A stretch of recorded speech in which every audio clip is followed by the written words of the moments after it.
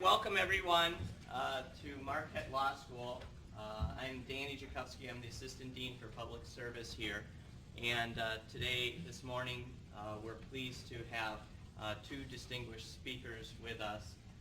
We thank Campaign Neighborhood for sponsoring this event and for bringing us a expert in criminal and criminal prosecution and racial justice.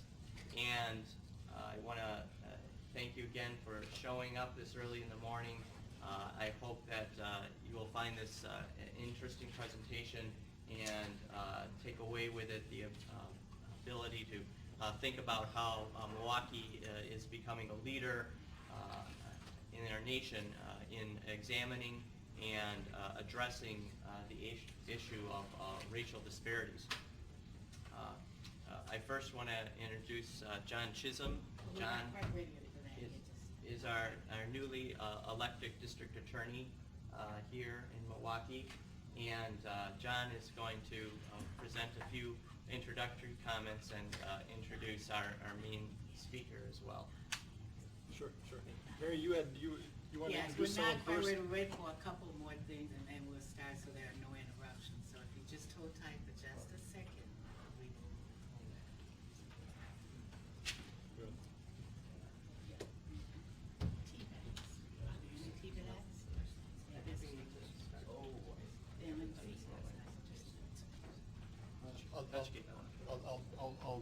I'll jump in. I think they're on. Let me speak to both.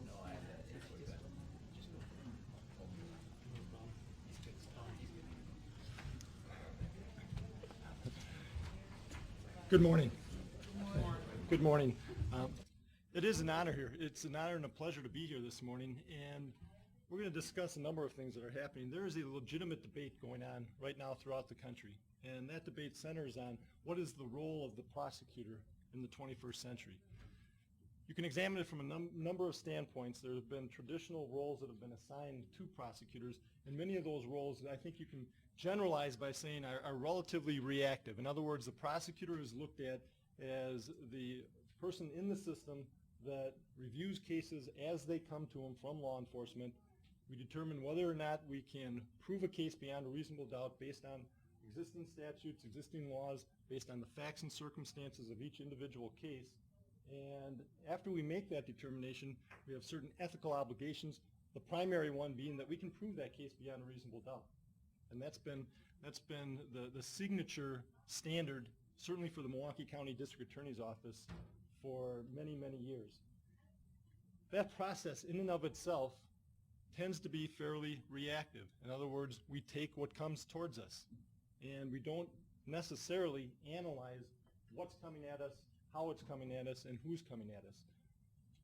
That has to change. That fundamentally has to change. And part of that process is to start to examine yourself, your own organization, and ask fundamental questions about what you do, what your role is in the criminal justice system, and how you can actually affect how cases are processed through that system, and to hold yourself accountable through that process as well. What we basically have adopted is a very fundamental approach that says simply this, is that you can't change what you don't measure. You can't change what you don't measure. In other words, if you adopt policies, you adopt procedures, they may have the best intent in the world. Put it in the context, for example, of the classic war on drugs. Put it in the context of Milwaukee, and you look back to 1988, 1989, Milwaukee County at that point in time, taking one benchmark and one benchmark alone, had approximately 88 homicides in 1988. 88 homicides for the entire county that particular year. Leap forward one additional year, 1990, you jumped up to about 168 homicides in the space of 1 year. What drove that? What was driving that? Anyone want to venture a guess what drove that dramatic increase in violent crime in the city of Milwaukee? Infusion of crack cocaine is what it was, coupled with dramatic downturns in the economy and jobs and a number of other areas, just a confluence of influences that resulted in substantial stresses on the system. And our system, our criminal justice system, has in effect been reacting to that process ever since. Back in about 2002, Mike McCann had the opportunity to sit down with the gentleman I'm about to introduce and a number of other individuals in the criminal justice system, in particular roles as prosecutors, district attorneys that have been district attorneys for a long period of time, individuals that were secure in their positions, individuals that had confronted many of the issues that were of gravest concern to their communities and had been for a long period of time. And they wanted to approach the issue in a very different way and start asking fundamental questions, similar to the questions that have been asked by police departments throughout the country in the context, for example, of racial profiling. There have been studies, for example, of the Customs Commission in New York City, where they found through study that there were disproportionate searches being conducted of minorities as they were going through the customs, and what they found at the same time were relatively low seizure amounts.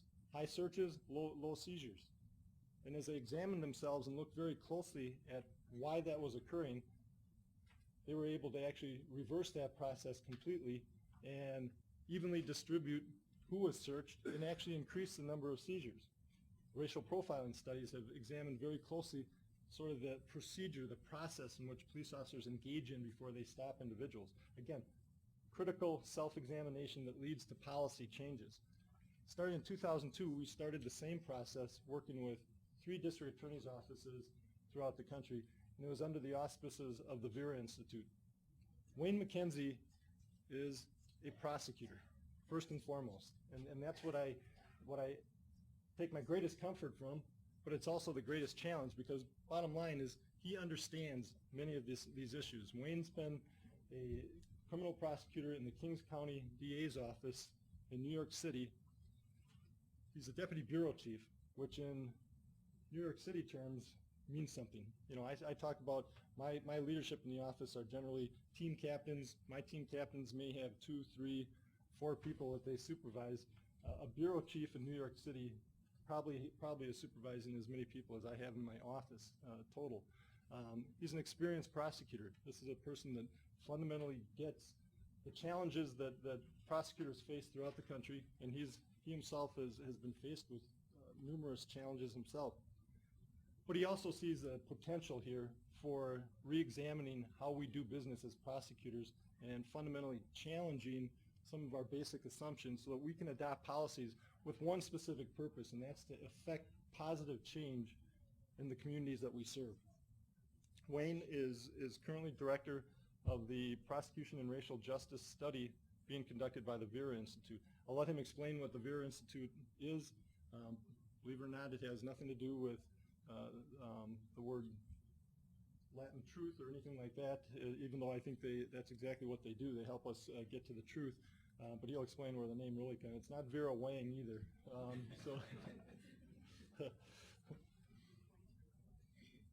But Wayne's become a good friend, and he's been a great partner in this process because it's challenging, but it's also risky. He'll explain specifically why he chose the 3 sites he chose initially and what the challenges have been in each one of those respective sites. But it's also politically challenging in that what we're doing by opening ourselves up to the Vera Institute is basically saying, come on in, take a look at what we do as prosecutors, help us try to analyze and objectify all the various points of discretion throughout the entire system, and then tell us something about ourselves.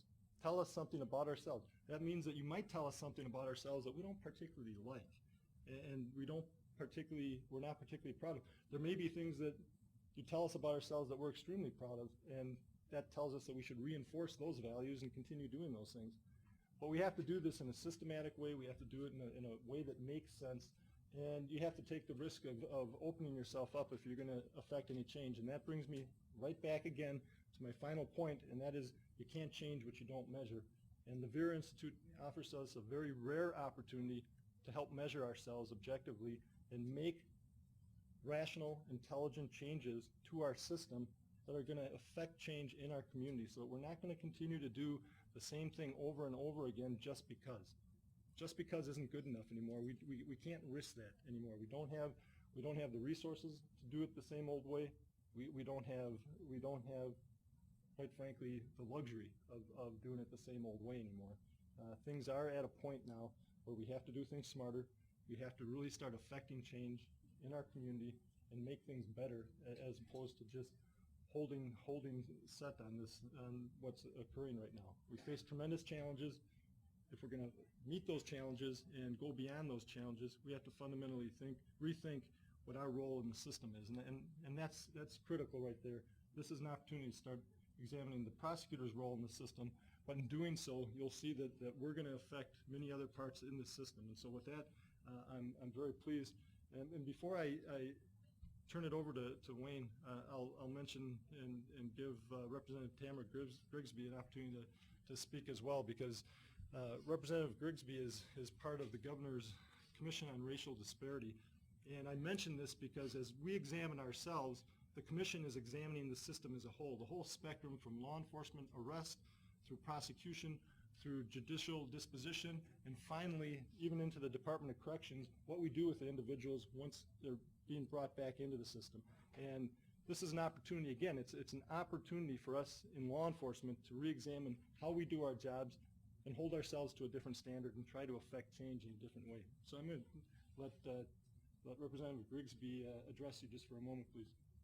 Excuse me, John. I think I need to put this in perspective. So if you would hold a moment, you hold a moment, would you hold a moment, and would you? This is a public engagement. The reason why we wanted you here is so you would be part of this presentation. We started late, but we need to get in order.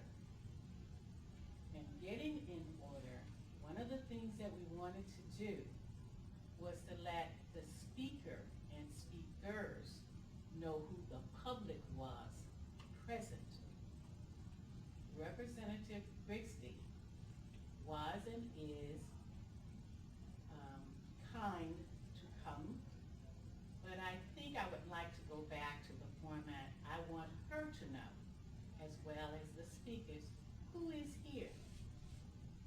And if we could do that, then we will go back in order, and the order would then go to Representative Tamara Grigsby from District 18 in Milwaukee, who agreed to come and share some words from the position that she is in.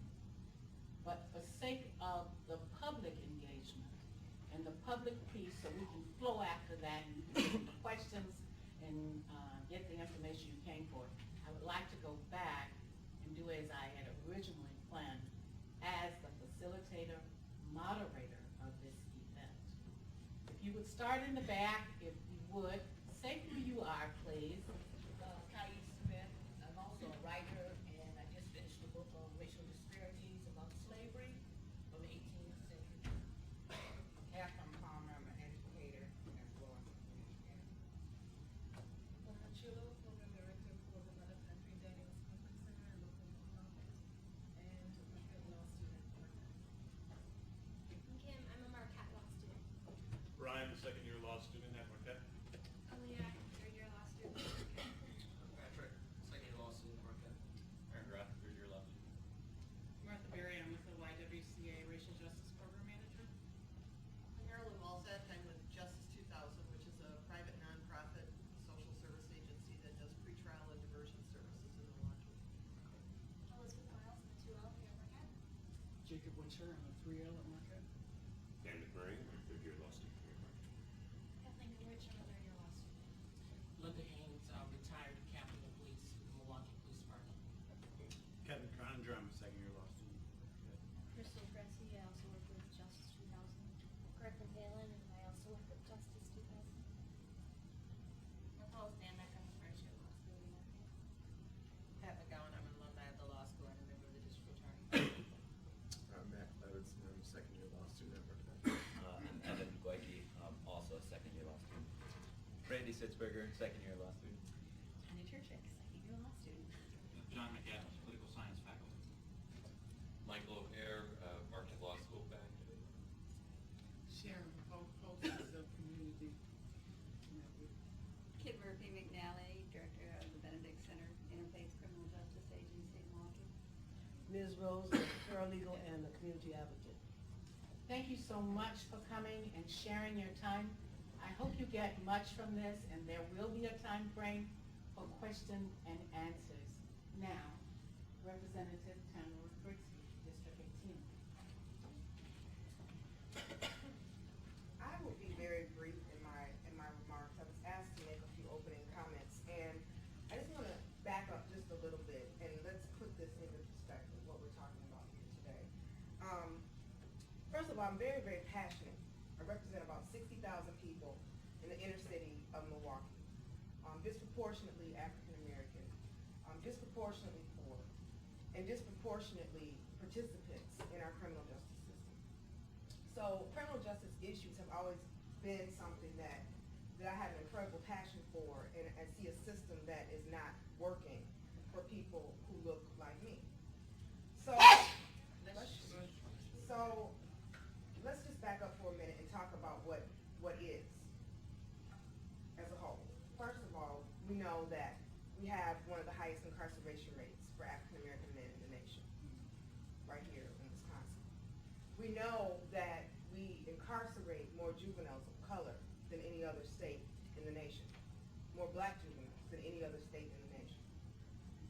We know that we have some of the worst disparities on just about every indicator of well-being in the nation, whether we talk about graduation rates, whether we talk about teen pregnancy rates, we talk about poverty rates for children under the age of 6, we have the highest in the nation. We talk about home ownership. I mean, the spectrum is almost unbelievable when you look at the well-being of people of color in this community particularly, but in the state in general. So part of what I try to do as an elected official is to have a discussion with my colleagues about how we can change public policy to address some of these issues. So 2 years ago, I approached the governor and said, you know, this is ridiculous. A report had just come out and said Wisconsin is the worst place to live for blacks. A national report, largely based on our incarceration rate. And so I approached the governor and I said, you know, this is really unacceptable that we have this ranking, and I really want to begin to have a dialogue about what we can do and what points in the system, in the criminal justice system, from, as DA Chisholm said, from the time of being pulled over all the way through being released and re-entering into the community. What points break down for people of color? And we have to ask those questions because clearly we're doing something wrong. You know, people say, well, we have these high poverty rates. Well, a lot of other cities have really high poverty rates. Well, we have a really segregated, we're a really segregated city. Well, there are a lot of other really segregated cities. Why is it that we have the outcomes that we have for people of color in this city and in this community? And that's something that we have to begin to have a discussion about. So the governor agreed to form a commission to study racial disparities in the criminal justice system. And I'm very happy to be a part of that commission. The DA here is also a part of the commission, and we've done a lot of work to get information from people around the state. We've had public hearings in 6 different communities around the state to talk to people and get feedback about what their experiences are, what their perspectives are, whether it be from someone who was in the system or whether it be from the DA's office in that particular community. And so we've collected a lot of very valuable information, and we're trying to synthesize that information and look at our systems and see what we can do to address the problem. Now, I'm not in the business of calling people out, but I will. You know, a lot of people don't agree that racial disparities are a bad thing. And I'm speaking directly to you, Mr. McAdams. I certainly have had the pleasure of reading your report. And and I think that it's important that we have a conversation. A lot of people like to make the argument, well, people of color are more or disproportionately in this system because they commit more crime. That just makes more sense. That is absolutely, in my opinion, and based on the research, all the research that I've seen, and I've seen a lot of it. I did research on this before I even ran for office. That is absolutely not true. Black people don't use drugs more than white people do. They may use them in a way where their behavior puts them in a place where they are more exposed to being arrested or being found out. But I don't think that we can stand here and say that our behavior is the sole reason for the disproportionality of people of color so, and even if that were the case, it's still a problem. It's still a problem. And it's a problem because when you have more African American men in prison than you do in college, that's a problem. It's a problem when you have children growing up without fathers in their homes. That's a problem. It's a problem when children have to enter the child welfare system because their parents are not present. It's a problem. It is absolutely crippling to a community when one in three of the men in that community are either incarcerated or on paper. That is crippling to a community. It's a problem. So we can have a conversation on this side about what's the reason for the disparity. And I have some opinions about that. But let's move forward and say, what can we do to address the disparity? Because it is a problem. And whether you or not you believe it's based on someone's own fault or not, we have to address the cost that our community is paying by incarcerating so many African American men. And one of the points, and that's why I wanted to be here today, one of the points that in the system where certainly there is an incredible amount of discretion is when we get to the prosecutors. And that's what we're here to talk about today in particular. And in my personal opinion, from the time that someone is pulled over by a police officer to the time that a sentencing or a decision to convict is made, from the time that sentencing happens, from the time that in the institutions, how people are treated differently, from the time of revocation, or when they come back, when they come out and they get revoked, from the time of re-entering to the community. Each one of those points, there are things that happen and break down and cause us to be disproportionately participants in the criminal justice system. But we have to spend some time today to talk about the prosecutorial discretion that exists.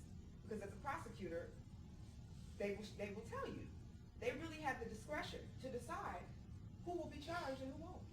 And unfortunately, it doesn't look like it's working out in favor for some people. But I would like to just say publicly that there is, in my opinion, a new sheriff in town.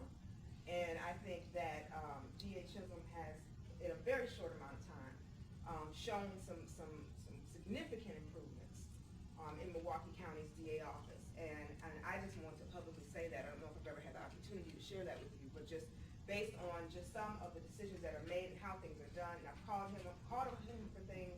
He's been responsive. I can't say that I've always had that experience in the past.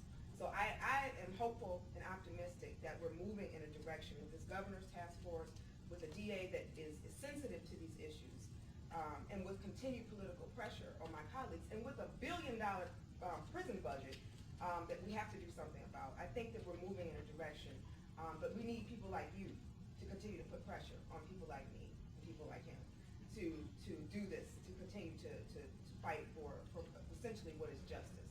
And right now, that's not the state of affairs in Wisconsin, certainly for African American people. So with that, I'll shut up because I can go on and on and on. So I'll stop. But thank you for being here, and I look forward to hearing some interesting dialogue.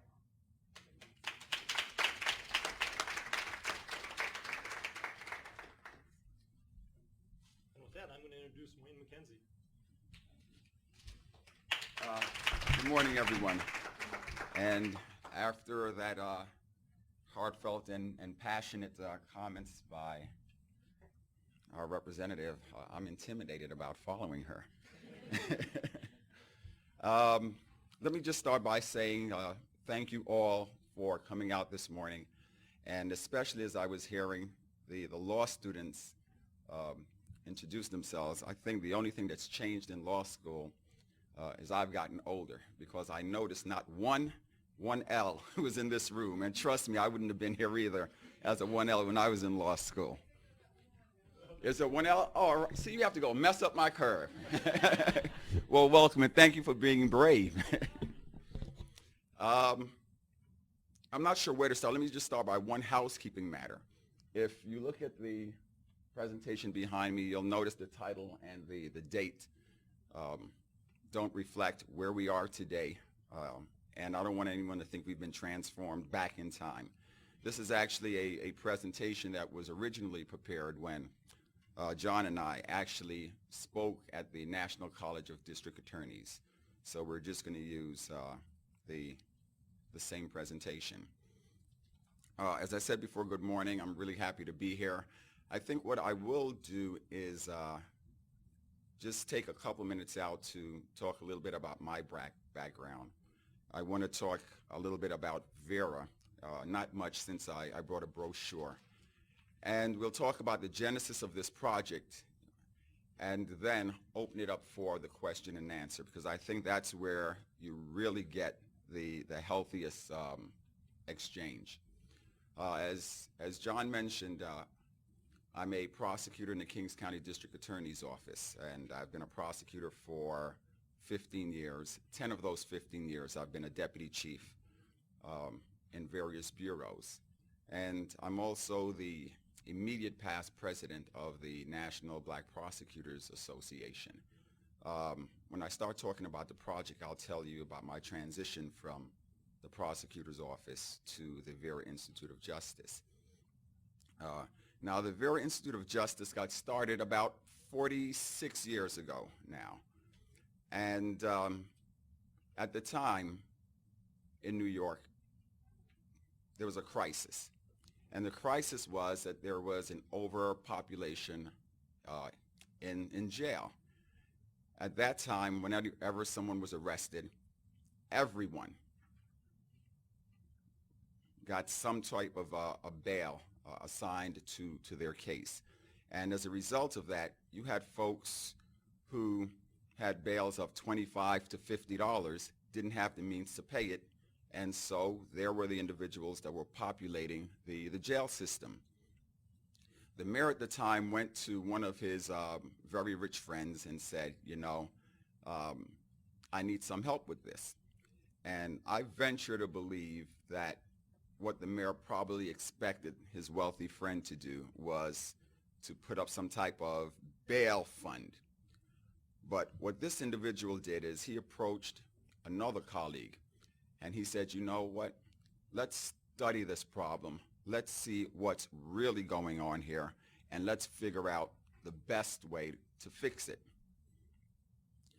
And they did a study, and out of the study, what they came up with was a series of indicators or predictors that really would measure when someone was likely to just come back to their court dates voluntarily.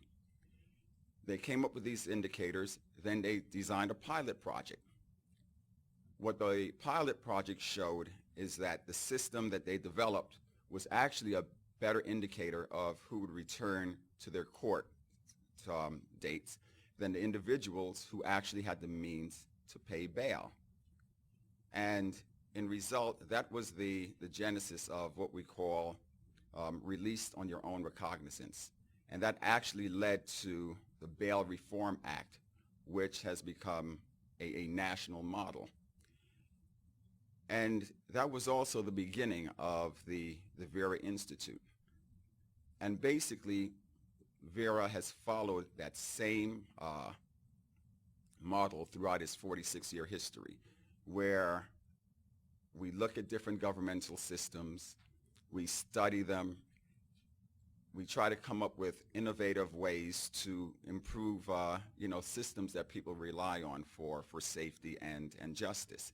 And in the brochure there, we describe a number of innovative projects that we've done, and actually spun them off into their own entities, and a lot of them are now even larger than Vera. Everyone always wants to know what the acronym Vera stands for, and you've just heard it really has nothing to do with the Latin root for truth. Vera is actually the first name of the founder's mother. So a lot of us are happy her name was an Agatha or a Henrietta or something like that. So let's talk a little bit about the project. In the summer of 2001, one of the things that Vera has, it's a sentencing commission. And the sentencing commission, we really help states figure out, when states are trying to figure out sentencing structure, we had a commission that would help them, those who were interested anyway, design practical sentencing structures and guidelines. And there were a number of prosecutors who worked with Vera on this. Vera's executive director at the time and one of their other directors. They were talking with 3 prosecutors in Columbia, North Carolina. And at that time, the big issue was about racial profiling and the driving while black. And there were a number of police agencies around the country that were mandated to start collecting data on their stop activities. There were a couple of police agencies who basically said, you know what, we're not going to wait for some mandate.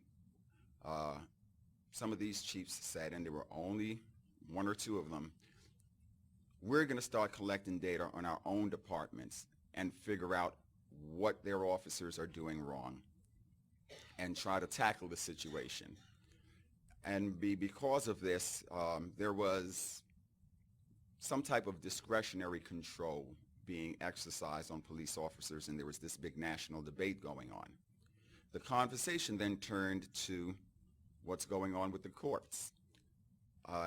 And at that time, a lot of judges were saying that their discretion had been curbed because now they had to follow mandatory minimum maximum sentencing ranges. So the question then turned to these 3 gentlemen. Well, now you've got to figure that prosecutors are the most powerful actors in the system in terms of discretionary authority. Are you concerned that maybe you're next in terms of, we'll call it prosecutorial profiling? They all agreed, yes, you know what, that's a possibility. That conversation occurred in 2001. Here we are in 2007.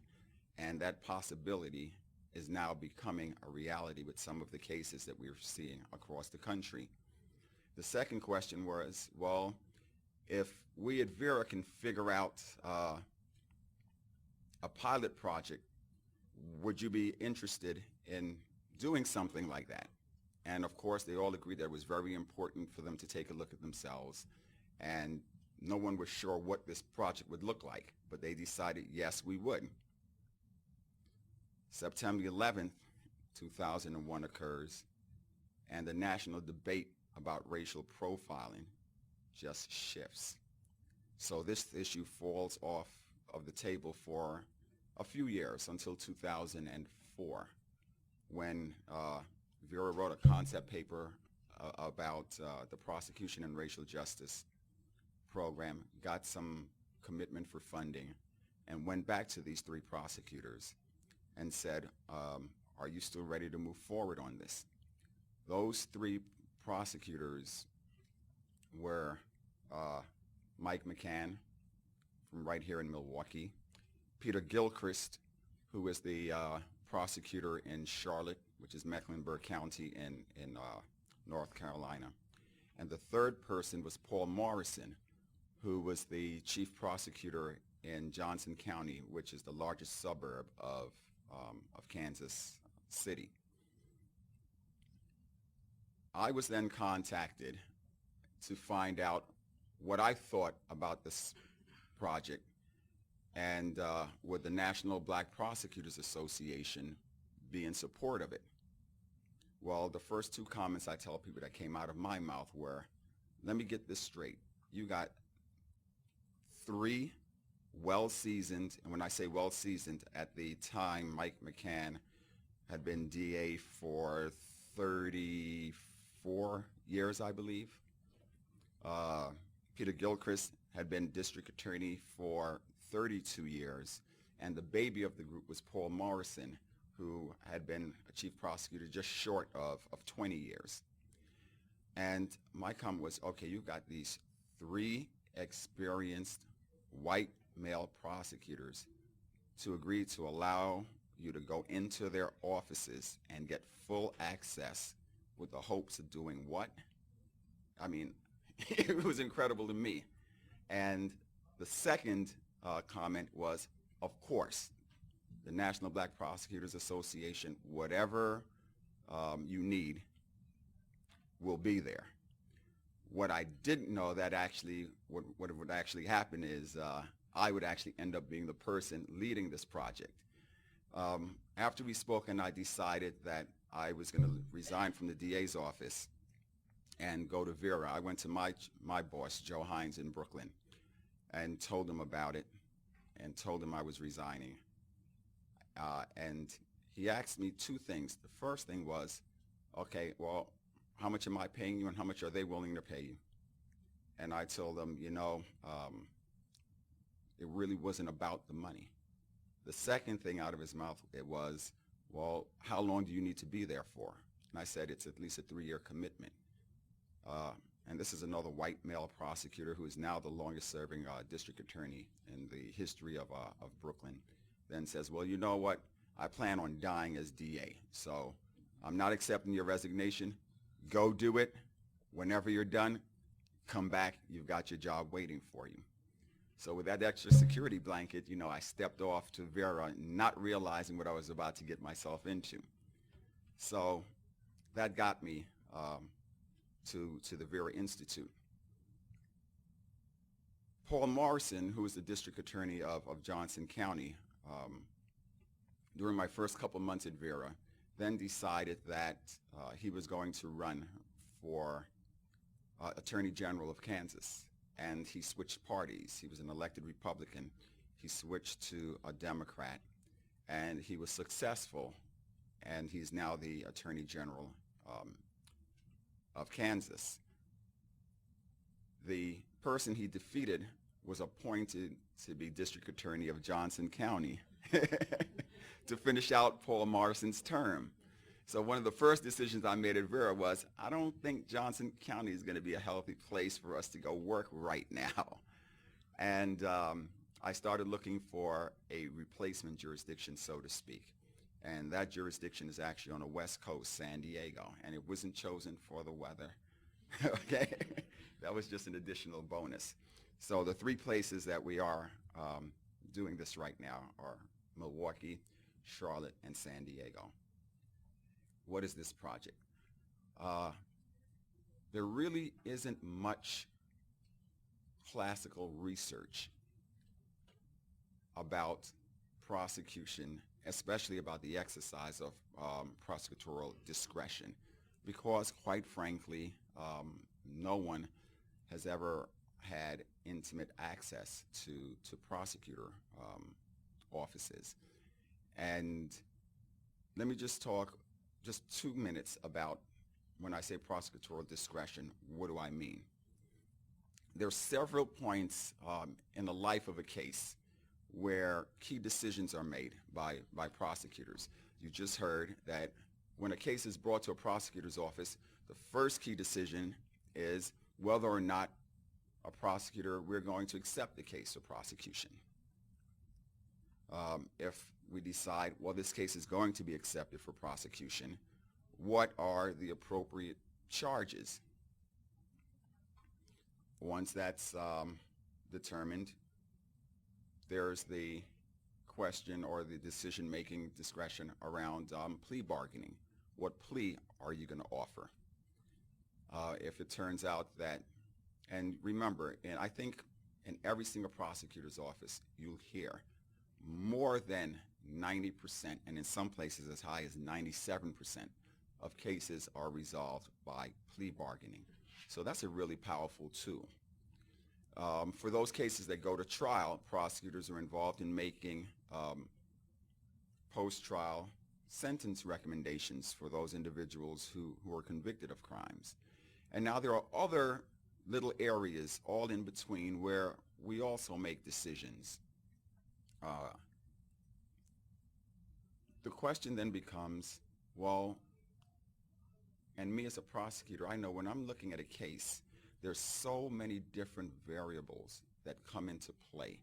And I've done exercises, and all the prosecutors have done exercises where they've given the same fact pattern to 20 prosecutors. And out of that one fact pattern, you're guaranteed to come up with a minimum of 5 different outcomes with one fact pattern. So how do you really come in and try to measure something as complicated as decision making especially when you're looking at disparate outcome. Are you trying to measure cases of just overt bias? Is it subconscious bias because we all have inherent prejudices? I mean, how do you really measure that? I can tell you now, that's impossible. I started to say almost impossible. But what we came up with is trying to design a data collection mechanism where you identify the different decision-making points within an office and you start looking for disparate outcomes in terms of the decisions that are made in each of those areas. And just starting with that disparate decision, the disparate results, actually see if you can, we call it drilling down, to try to identify what's really going on. You heard John talk about measuring. What I like to say is, if you can't count it, you can't measure it. And if you can't measure it, you can't manage it. And that brings me to the second component of the project. It's not just designing a data system where you're trying to measure disparate impact. The second component is then, what are you going to do about it? Teaching prosecutors how to use data to be proactive in how we do business, trying to use data to respond to the types of policies that you make within your office. As prosecutors, we don't become managers in our office because we're inherently good managers. I can assure you most of us have never taken a management course. We become managers because we're damn good trial lawyers. Okay? That's just the truth.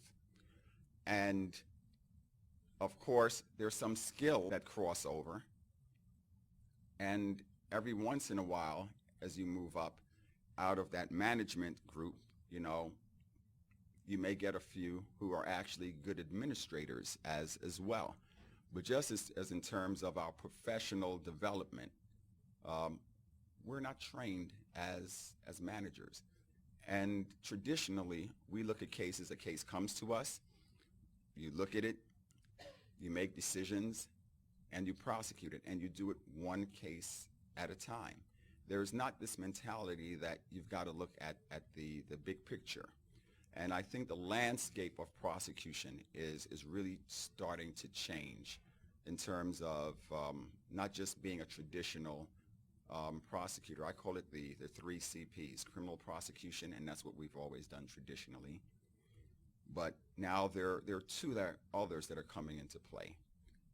One is expanding the role of a prosecutor to understand that if you're a public safety official, public safety is served when you do things that affect crime prevention. And then the third component of that, and it's also the third component of the project, is what I call community participation. There's a great perception out there that the criminal justice system on the whole is a biased institution. Now, you can argue about whether that perception is based in reality and to what degree. And when we get into the Q&A, I'll be happy to engage you in that discourse as well.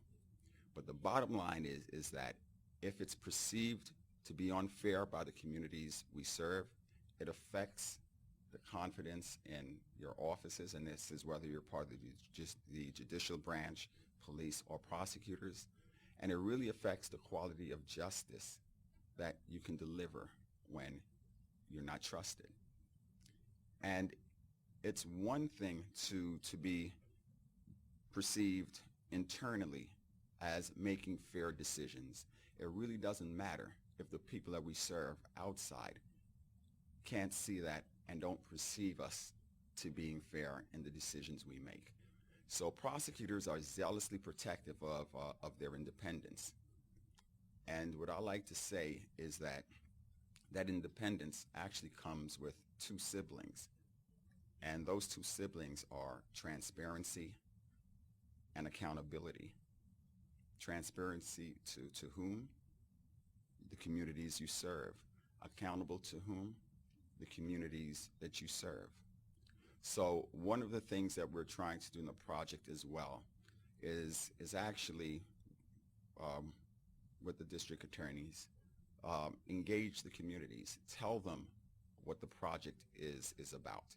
I mean, each and every one of these prosecutors have committed to talking to the community, to engage in the community, to saying, look, you know what, if we find something and where we find something that shows that we can do it better or we're just doing something blatantly wrong, we're going to fix it. We're going to tell you how you're going to fix it. In fact, in some of those cases, we may actually need you, the community, to help fix it. Where we're doing things that are good, we'll share that as well.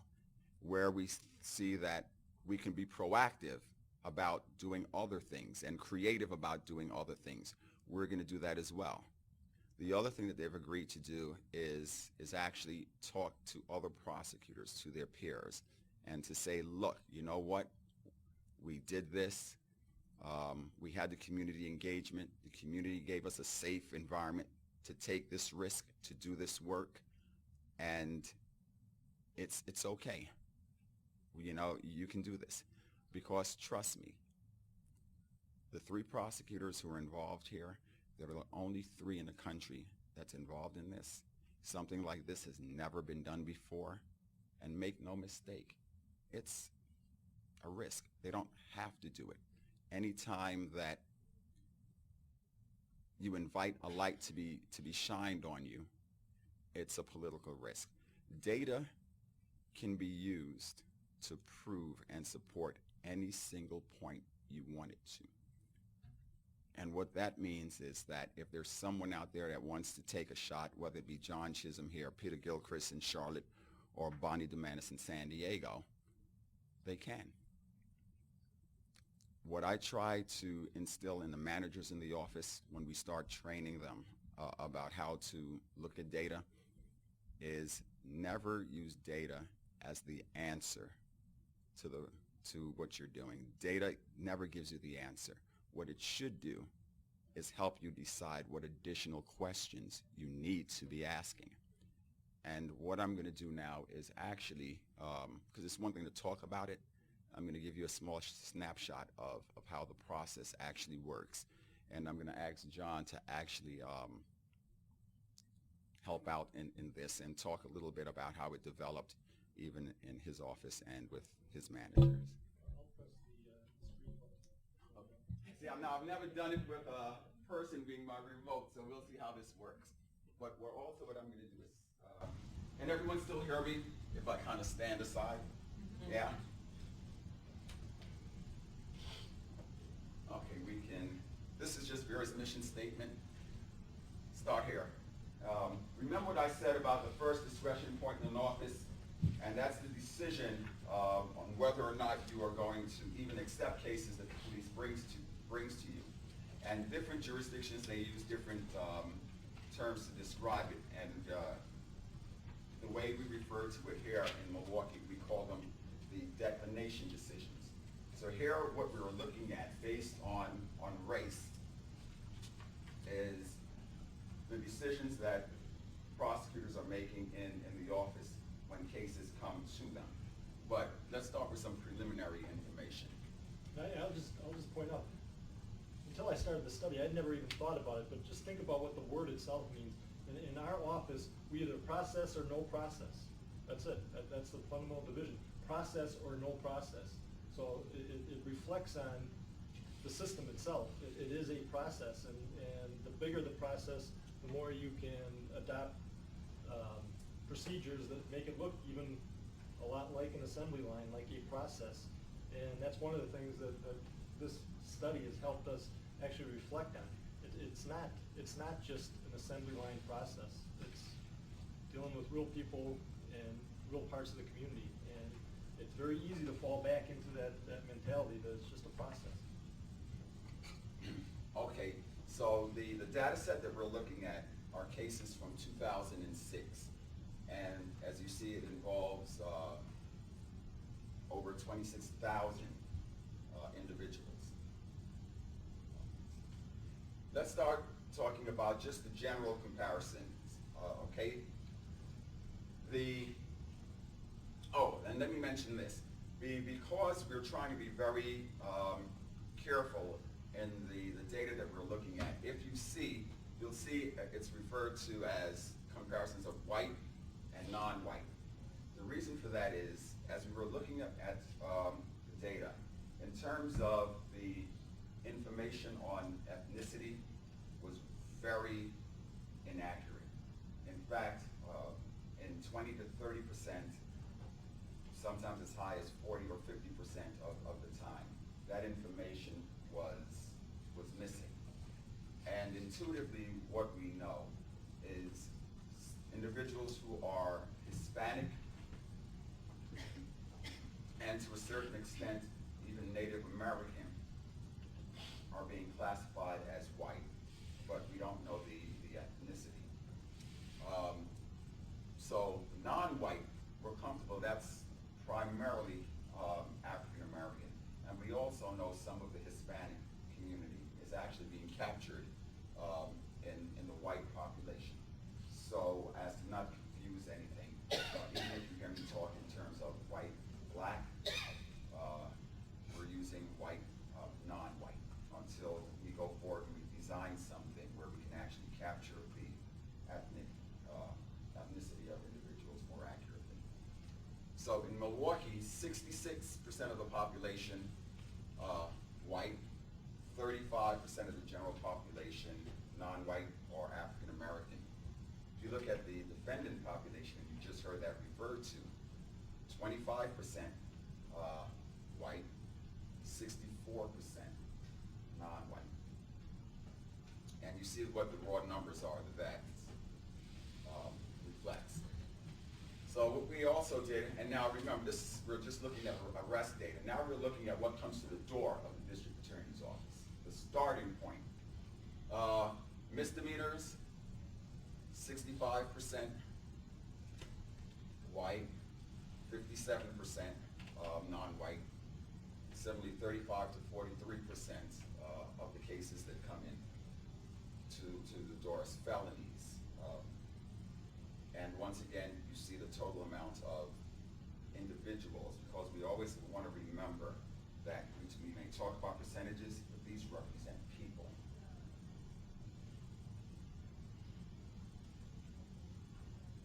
Next step, we said, well, you know what, let's start looking at different crime categories. And we looked at the top crime categories in terms of arrests that are being made, and we tried to categorize them.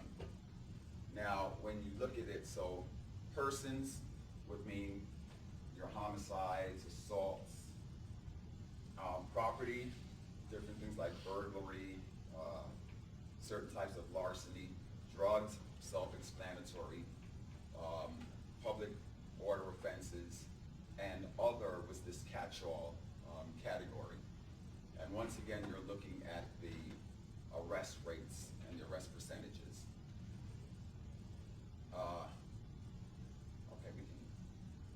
Now, what happens once the case hits the district attorney's office and we start looking at the decisions that are being made by race? If you look at the misdemeanor category, if you are non-white, you stand a 40% chance of having your case not accepted for prosecution. If you're white, you stand a 40% chance of having your case not accepted for prosecution. Felonies, if you're white, a 32% chance of your case not being accepted. Black, 33%. And some other unclassified crimes that we couldn't quite figure out, 37. That's pretty even. So on the aggregate, it looks as though all of the decisions being made in the office are being exercised in a very race-neutral manner. So I can stop the presentation now. I can thank you for coming, and we can all pack up and go home, right? No? No. Okay, someone said no. We said no to. We did the same thing. We divided it on those crime categories, and we started looking at the declination rates. Now, what might surprise a lot of individuals is in all but 2 of the categories, if you were black, you actually stood a better chance of having your case not accepted for prosecution. In persons crimes, and it's pretty close. You see non-whites fare better. Property, yes. Drugs, surprise, no. Public order, no. Others. So even though on the broad spectrum things look even, remember I talked about that process of drilling down, you start seeing the differences. So what we did was selected one category, and we used drugs to start drilling down in the drug category to see if we could find out what was driving the disparity in that category. And we followed the same thing, misdemeanor, felony, all offenses. And as you can see, if you're arrested for a misdemeanor drug offense, 20% of those cases were not accepted for prosecution if you were white, 13% if you were African American, and similarly 17% if the charges were felony offenses. So now we started getting more specific and drilling down, looking for certain patterns. And we did it in the misdemeanor category, trying to see where was that disparity coming in, what was the source of it. And as you can see, possession of drug paraphernalia, if you were white, 41% of those cases were not prosecuted by the office. If you're African American, 27%. And you see the similar difference for possession of marijuana and possession of cocaine. Now, one of the things that we do when we have this information, I'm an experienced prosecutor, but I'm from New York, okay? You can't be presumptuous in going to any district attorney's office in this country and pretend like you know what's going on in that office. One of the things that is so important for us to do, and I spend a lot of time doing, is visiting the office, finding out what the management structure is, finding out what the culture in the community is, what the culture of that office is, what are the policies in place. And then we still sit down with the managers in that office and say, look, these are the numbers that we're finding here. Help us figure out what's going on. And as they say certain things to us, we say to them, well, have you thought about this? Have you thought about that? What do you think about this? Or we'll say, yeah, that makes sense. Let's go back and look at it again. What are we doing there? We're showing them how we use data and drill down on data. And they're actually becoming engaged in the process and getting used to it themselves. So we're actually learning from each other as we do this. And this is where the process fundamentally changes from what we've done before. And that is that we actually engage the entire office in this process right from the beginning. Sent around a survey about office practices, purpose, mission, how we view or perceive our jobs, and how we can do the job better, what our most important values are. In this process, Wayne and his team actually sat down with my team captains, and one of the first things that they pointed out, and everyone fundamentally knew in our office, is that let's just look at one area, possession of drug paraphernalia. They sit down with the most experienced prosecutors in the office, the team captains, they show them this data, and the initial response from our most experienced people is, what in the heck are you charging those cases for to begin with? That was the response, and the answer to that we explored is simply this, is they would never charge the majority of those cases. It's a Class C misdemeanor, a 30-day misdemeanor for possession of drug paraphernalia. It is the smallest offense in severity, and quite frankly, it's also a difficult case to prove, believe it or not. The evidentiary rules and elements are fairly complex, and there's all sorts of exclusions for what is and what isn't drug paraphernalia. So the question became, why this disparity? Why is it that wide? And the obvious answer to the most experienced people is that's because you got your least experienced people issuing the cases and they're not holding on to the cases themselves. They're never going to see them again. They just issue them, because back then, before I restructured the office, misdemeanor team was a distinct team, and all the cases came essentially randomly into the misdemeanor unit. They were reviewed and processed, or no processed, by those individuals in the charging for that day, and then they'd be dumped into the circuit court, and you'd pick those cases up that day and just run with them. And so there was no direct control over who reviewed the case, who prosecuted the case. They just came in, and what we knew immediately is that, look, there's a good chance that if you're a kid in the suburbs and you get caught with a marijuana pipe, you're going to get a citation. You're going to get a citation. If you're in the inner city, you get caught with a crack pipe, you stood a greater chance of getting a criminal charge. And a lot of that would be predicated on prior record. But again, the most senior people in the office said, what are we doing here? Possession of drug paraphernalia, by its very nature, means one thing and one thing only. And that's you're dealing with a person that's addicted to drugs, particularly if it's a crack pipe. So you're saying to yourself, is this 30-day misdemeanor enough leverage to begin with to somehow change behavior one way or the other? Chances are no. By the time the person's actually processed, they've probably got 5-10 days in jail already.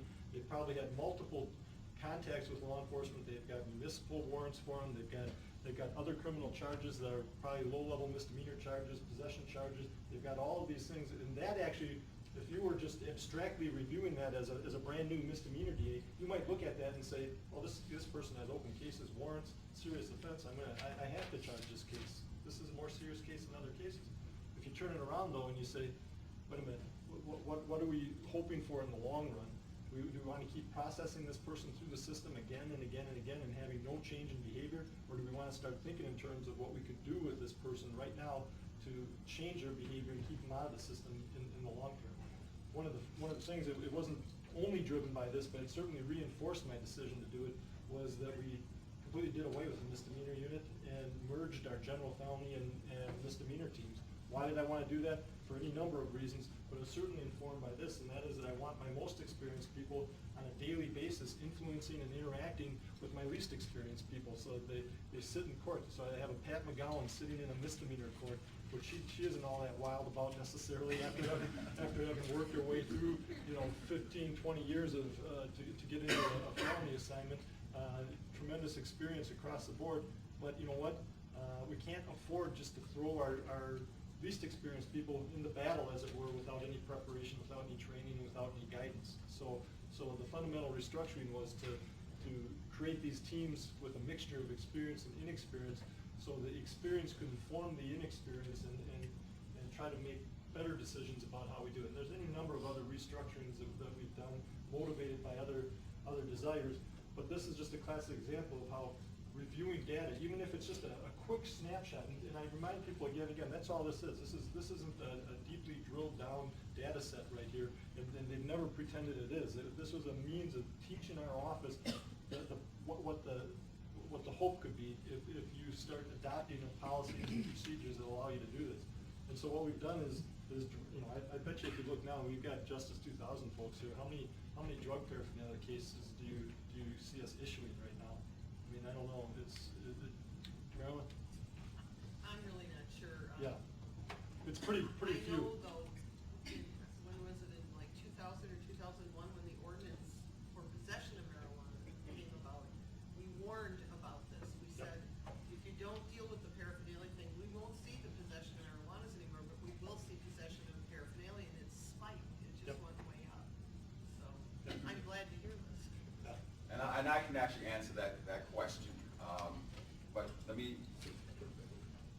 add one other thing that John just mentioned to you, and I'll tell you exactly what that result is.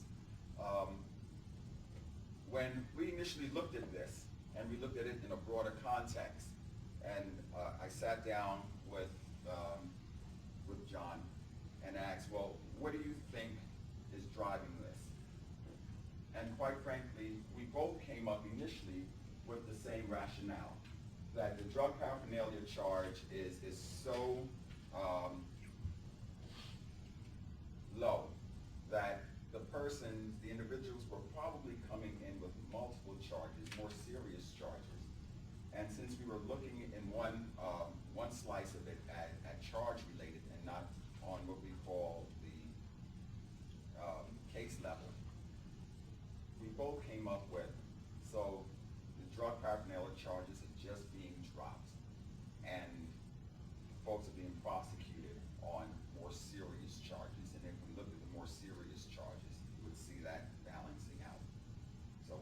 decided to do was, well, let's look at the cases where the top charge or the only charge was drug paraphernalia.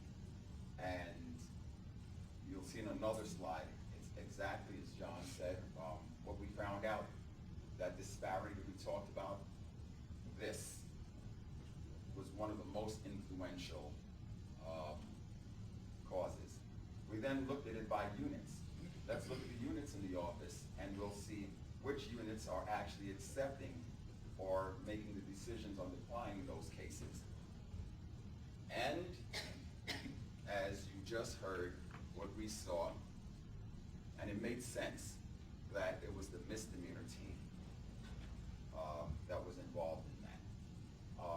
And John already mentioned to you that one of the reactions to that was he changed fundamentally the way his office does business. Now there are a couple more slides, but I think what I want to do, I want to end with this slide because I really want to leave enough time, like I said, for the discussion. But in terms of just finishing up the presentation, and once again reinforcing what District Attorney Chisholm just said, this is just one small piece. And just out of this piece, it influenced a policy and an organizational change within the District Attorney's office. And it took us a really long time even to get to just this portion, and that dealt with really getting the data, analyzing the data, et cetera. And as we look at every additional part of the decision-making process, we're coming up with different challenges in terms of actually getting to this point.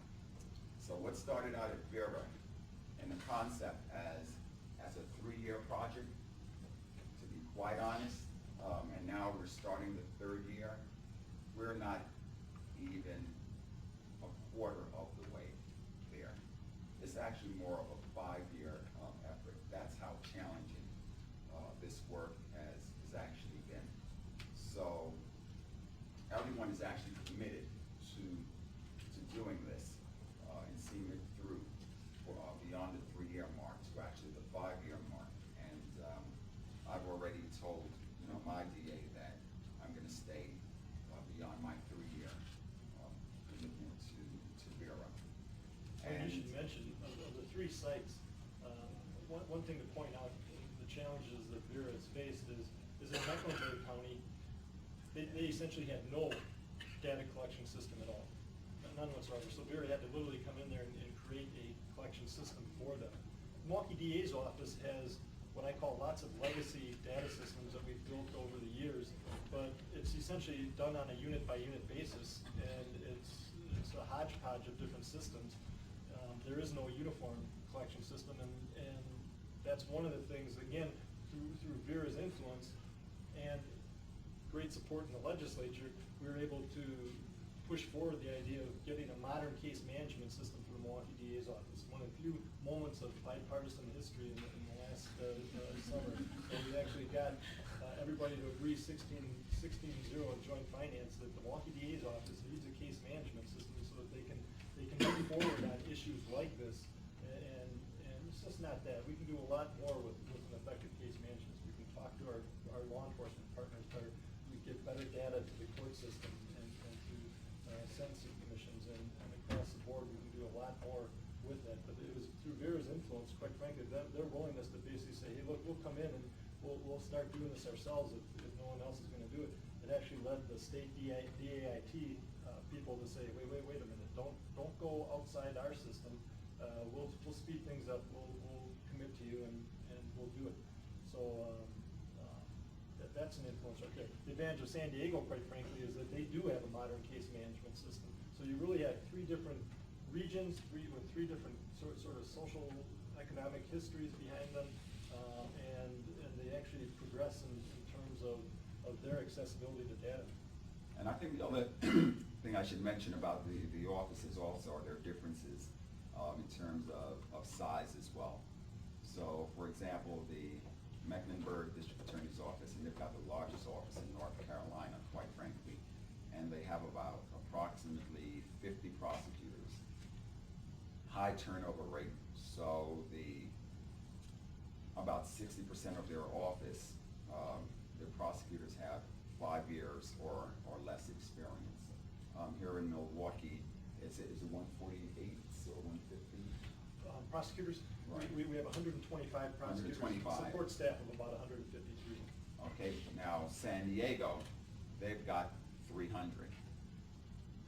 And they don't do misdemeanors. Right, well, they've got 300 in their central, they're divided into branches. In their central branch, which is the largest, they don't do misdemeanors. The city attorney does misdemeanors. In their county branches, and they have 3 county branches, they do both misdemeanors and felonies. So, okay, I see hands starting to go up, so let me stop here and open up the floor for questions. It's my understanding that prosecutors meantime rely upon law enforcement for evidence for decisions to prosecute or not to prosecute. And with that, what measures, if any, were proposed as an interaction of contact with law enforcement personnel when set up a mediator or dependence of one upon the other to eliminate fear of non-compliance of the law enforcement with the prosecutors if they there's pressure to make them more accountable? I can answer it in so many different ways.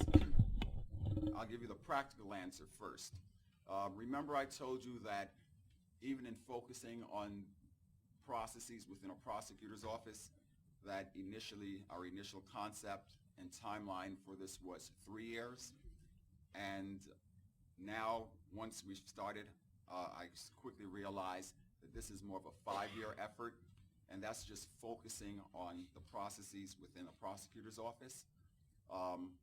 For us to take on that battle and that process as well, I would retire as a director at Vera and would probably have to raise about $10 or $15 million. That's the practical answer.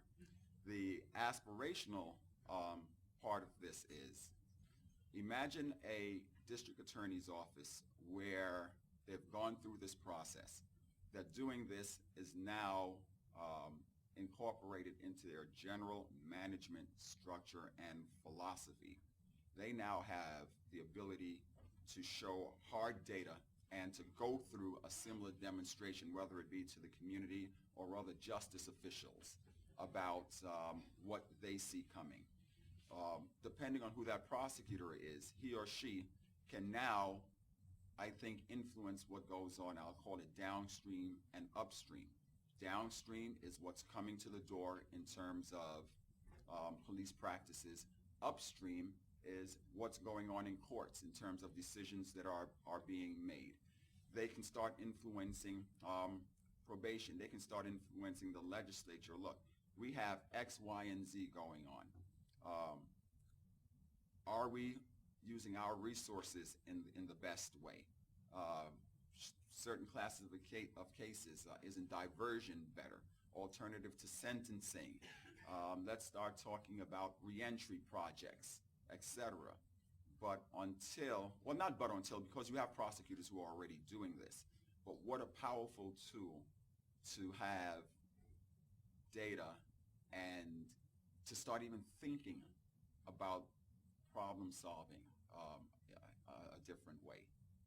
So aspirationally, that would be great. Practically now, in terms of what's going on with the project and the resources, I'm already overwhelmed, and I'm confining myself to the district attorney's office. And let me say this, when folks hear about this project, everyone is excited about it. And a job that I didn't expect when I started, but it's now part of what I do, it's called expectation management. Okay? This is not a silver bullet. It's a small step, but I think it's a necessary and needed step, and a step that was a long time coming. So that's the battle right now.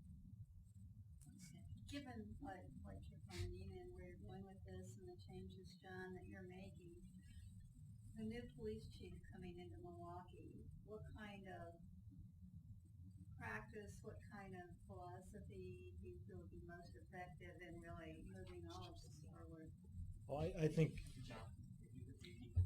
Sure. And the question is given sort of the commitment that the DA's office has made to move in this direction, in the context of a new police chief coming in, what do I feel the importance of getting a chief in that believes in moving this direction as well? And I can't overstate. I think the selection of the next police chief is probably the most important thing that's going to happen in the next year for the city of Milwaukee, quite frankly for Milwaukee County as a whole.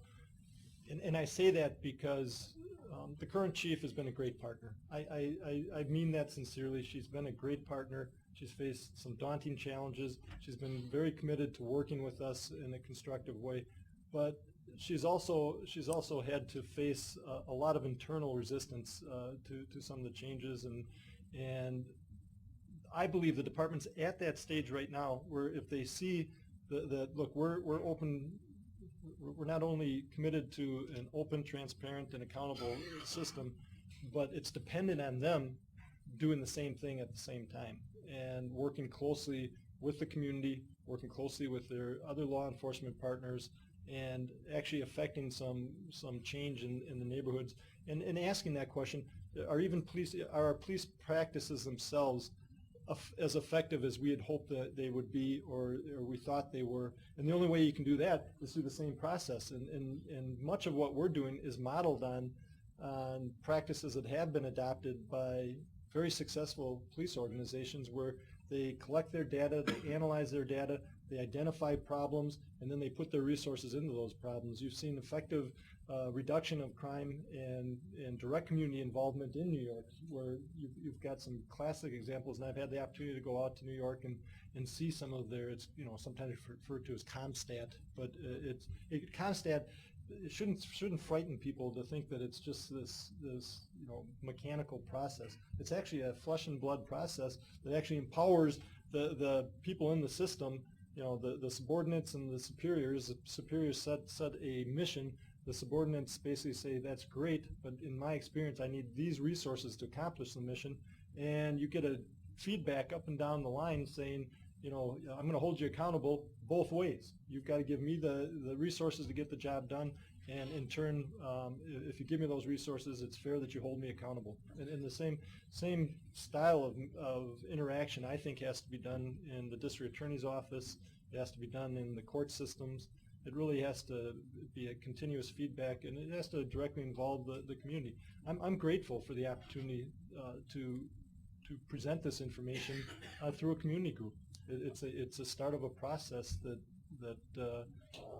has to be done and has to be incorporated at different levels. So the next police chief, I'm hoping, is going to be a person committed to expanding on community prosecution ideas, expanding on principles like the community justice centers, looking at how we really affect change in neighborhoods and do that in the long-term sense. All right, let me just clarify something that John mentioned when he talked about ComStat, because ComStat is the accountability process that NYPD uses. What you guys actually saw was the STARS, the probation, Marty Horn's accountability model. And the only reason I want to make that difference is that I've sat in on ComStat meetings, and they are brutal. But with STARS, the process that the Department of Probation uses, it does exactly what John says. It's about accountability on the one hand, but it's also the managers. They are saying, well, look, these are the resources I have. This is what I need, and it gives them an opportunity to really shift things around and be a little bit proactive in the way they manage. So he's absolutely correct in that regard. Let me just get back and then come back.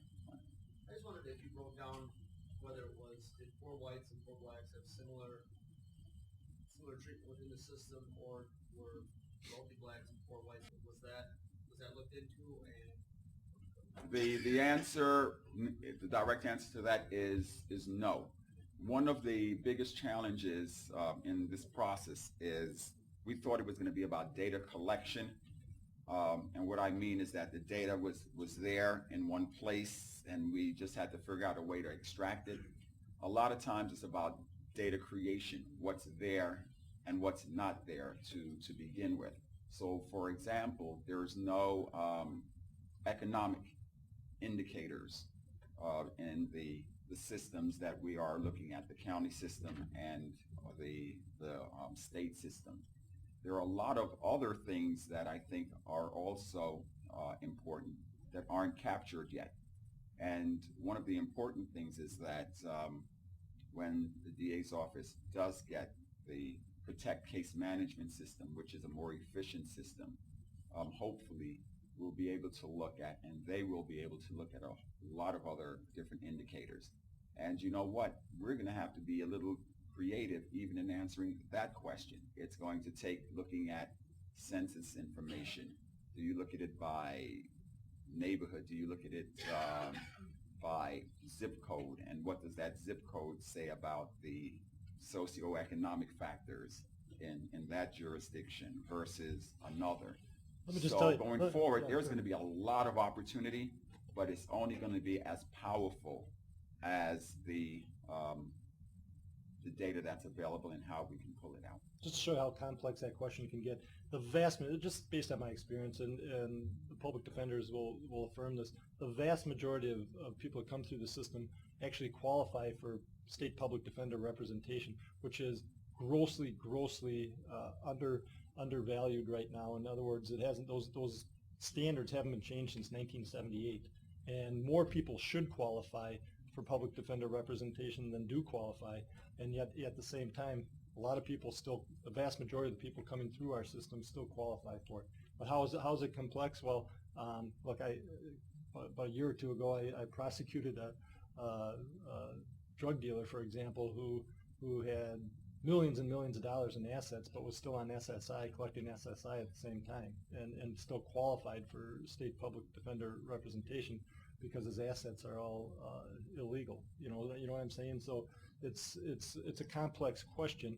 The same thing is absolutely true in the suburbs, in that should you increase the eligibility for SPD, I think you would actually see increased representation of white defendants by the public defender's office, because many are also in that marginal area of poverty. But with the current standards, they just don't qualify, but you'll see different treatment. You'll see different treatment between suburb cases and city cases. And another way to look at that, and hopefully we'll be moving towards that direction as well, would be looking at representation and making comparisons in terms of what happens if you're represented by a public defender versus private counsel. Are you going to work, or have you worked criminal history into the data? Yes, that is definitely key. For example, we've been able to, in our first look at the San Diego data, for example, because they've got their own system and everything is there, we've been able to look at how cases break down in terms of their acceptance rates based on criminal history.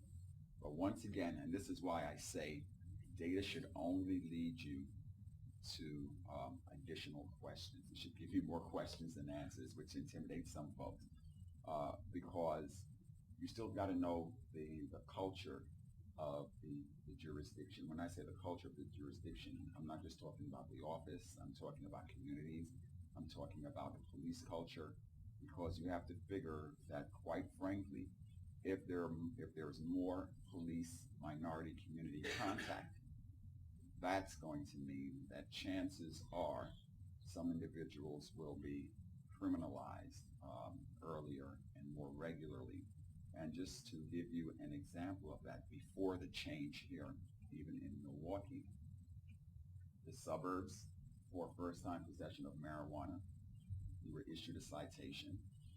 The city policy was a mandatory arrest. So chances are you're going to have a higher minority contact within the city of Milwaukee versus the suburbs.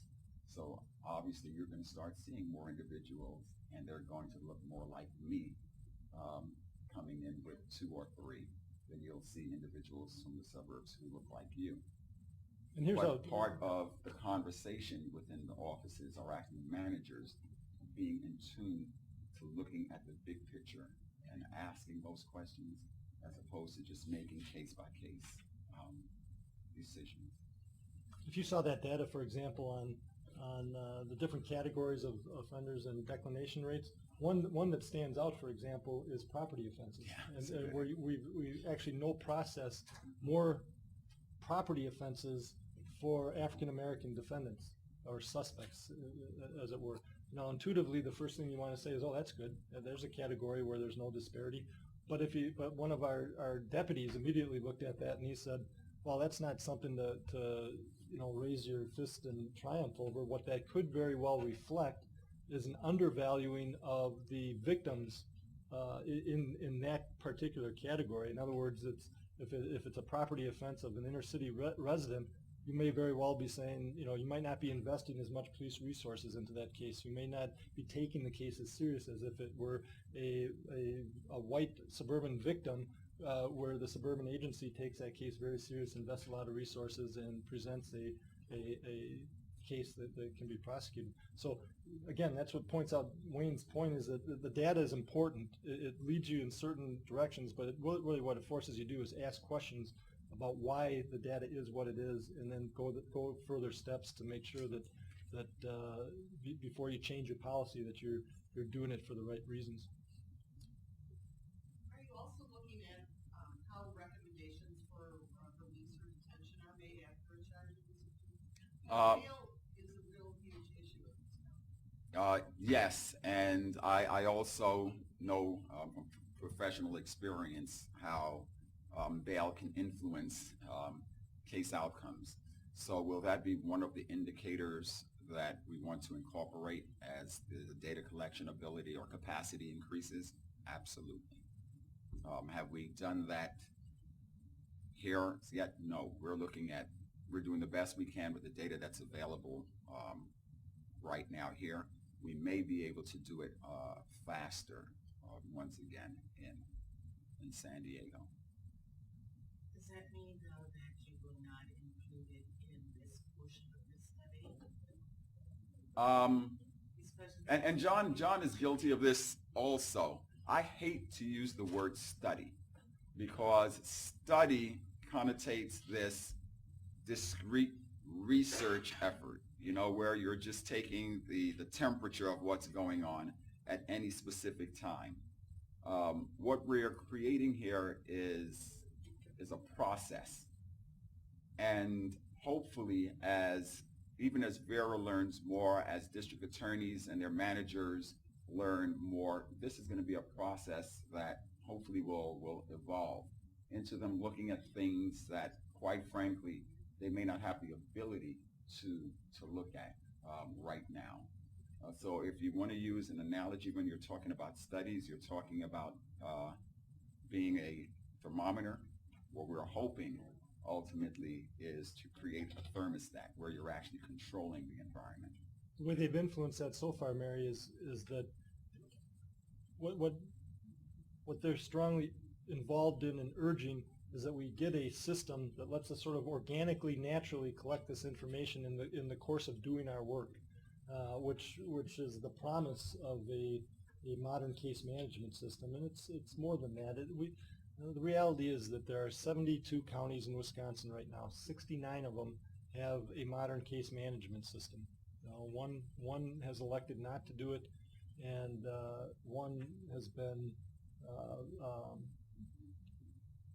put to the back of the line, I think, mostly out of fear that we will crash the system if we jump on board. But it's give me this tool, and I'll use it on a regular basis to ask whatever questions you want answered. That's the nice thing about a system that tracks this information and can answer that information. I can't do that right now. I mean, it would literally, to answer even fairly just an interesting question. Like are wealthier African Americans treated the same as poor? Make that compare. I can't do that. I don't have those tools available to me right now. And the promise of a case management system that you use in the regular course, in the course of just processing your cases, you're collecting this information, is that we'd be able to answer those and then hold regular review sessions. And that's why also the community engagement with community leaders and stakeholders becomes so important, not just in terms of information flowing out of the office to you, but John or whomever that district attorney is, they need to hear what's important and what questions you as a community want answered. Because there may be things that are going on there or within your community or that you're viewing through your window that the DA's office may not be, and hearing from you what's going on will also help influence how they do business as well. So that's why it's key to have this community engagement. As a B to that, though, you may not have the instrument to do it in the way you want to, but since you are made aware and is concerned, the culture and its present needs to be made based on some of the things you said. Sure. Does that mean that it's on hold until you get that piece of equipment, or are you beginning to put that in play? No, I've put it in play within the first month I was here. We fundamentally restructured our office. I created these general crime teams. I gave them geographic assignments. How does that connect to anything that Wayne's talking about? It's as simple as this: is if everything is driven by information, then you have to know your territory. You have to know your prosecutors. You have to know your police officers. You have to know your probation agents. You have to know your faith-based organizations in your territory. You have to know the businesses in your community. You have to know the schools in your territory. You have to know your community partners and the community-based organizations that have been fighting the good fight, like Kit McNally here and Justice 2000 and WCS. All of they're when I say they're fighting the good fight is, look, nothing we're doing right now. There's certain. I think they're encouraged by where they see us going, but they're also skeptical because they've been saying this now for a long time based on what they've been dealing with at the ground level. They've been saying, what we're doing doesn't make sense. What you're doing doesn't make sense, and they've been shut out of this conversation for a long period of time. Well, now we've come to realize that wait a minute, we need them. We need all of you, and not only that, but we value you and we respect what you bring to the table, and we want to incorporate what you bring to the table just into what we do on a regular basis. It doesn't always fit perfectly. It just doesn't. There's going to be conflict in mission sometimes. I have different responsibilities certainly than a police officer does. I have different responsibility than the court system has. But one thing I'm committed to is working around those differences and trying to make the system better as a whole. That's, Well, I had a question, but basically, you answered. Mine was something similar to, I'm thinking of data collection. When you're collecting data, and the participants of this study, those not studies project, and it's a little different with your data to talk about this as you talk. But as you're collecting this data, when a participant knows that they're being studied, they basically can change the conduct to fit into what the expectation is, or what they think they should be doing at the time. There might be a skew in the data. My response to that is, I have absolutely no problems with that, because isn't that what we want? Right. And if it motivates, and because they know this is something that is ongoing, if it motivates a change and then consistency in that change, I have absolutely no problems with that.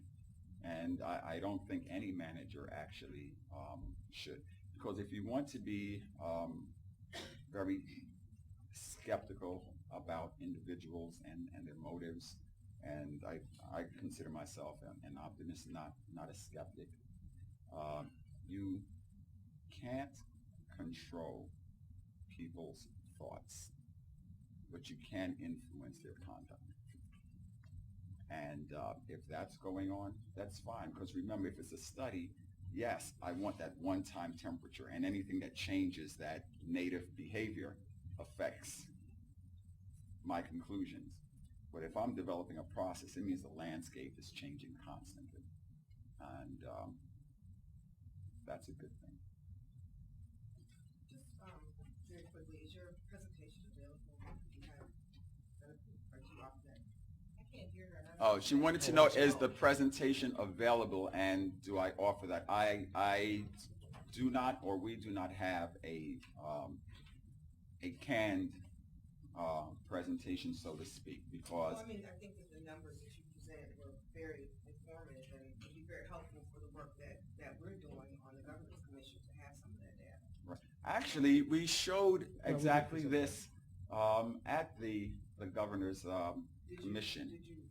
And yes, I think we did distribute copies, and if you need it, I don't think John will have a problem. No. If I can get your card, I can email that to you. And let me just say the other thing, the funny thing that came out of that commission, when you talk about people who are trying to make a change, is that the police chief of Madison actually reached out and said, you know what, can you come work and recreate something like that for my department? Once again, that resource issue, it's like, no, right now we're struggling trying to do this with prosecutor offices. But Vera, we are also starting what we call a center on policing, and that's going to be one of the things that develop out of this. You know, because I think that was okay. One is there another? Oh, I just a quick question. It was this comment about the community's been engaged. Have you set up something or lines and avenues where the community can have a voice in the process? We're in that process. You know, Wayne has presented to the Governor's Commission.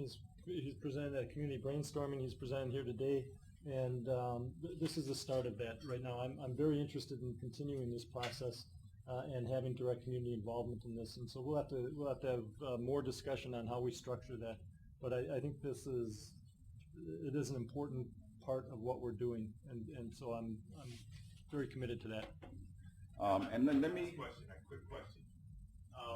Since you started this process, has your mission statement changed in your office? No, that's interesting. I think we have a great mission statement to begin with, and actually the very first day I took office and had my first general staff meeting, I threw that mission statement up there, and no one had ever seen that before. There had been an existing mission statement that was actually outstanding. It captured exactly what we want to do, and like everything, I'm a prior military guy, so I believe in mission statements and tailoring what you do. And that might be one of the. I also went to the Benning School for Boys Management School, Fort Benning. But the reality is that you should tailor your processes to accomplish the mission, and that's what we're trying to do. And let me end with this statement, and it pertains to the criminal justice system on the whole. We in the criminal justice system, and quite frankly members of the community, look at the criminal justice system as the solver of all things ill in society. Soon as there's a spike in certain conduct, they expect the criminal justice system to change. The result has been more conduct has been criminalized, and we're criminalizing folks younger and younger. The truth of the matter is the criminal justice system was not designed to, nor will it ever be the cure for what ails society.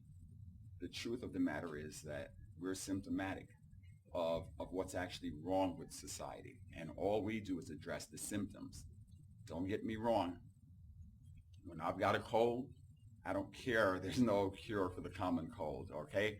I want my nose to stop running. I want to stop coughing. Okay, I want to sleep. You know, that itchy coffee, whatever, so you can sleep medicine. And that's what we are. But it's important to really address those symptoms. But until you start addressing and fixing the fundamental reasons that individuals are being drawn into the system, there's always going to be a disparity. Until you start fixing your health care, until you start fixing your educational system, until you start addressing socioeconomic differences, there will always be this disparity, and the criminal justice system is never going to be the cure for that. Would you make your final comment? I'm going to leave it at that. I don't think you can say it any better. And I'm, again, grateful to my friend Wayne for his commitment to this process. I think he's making a huge difference. I'm trying to make a difference here in Milwaukee. He's trying to make a difference nationwide in what he's doing, and proud to be working with him. Let's thank them, please.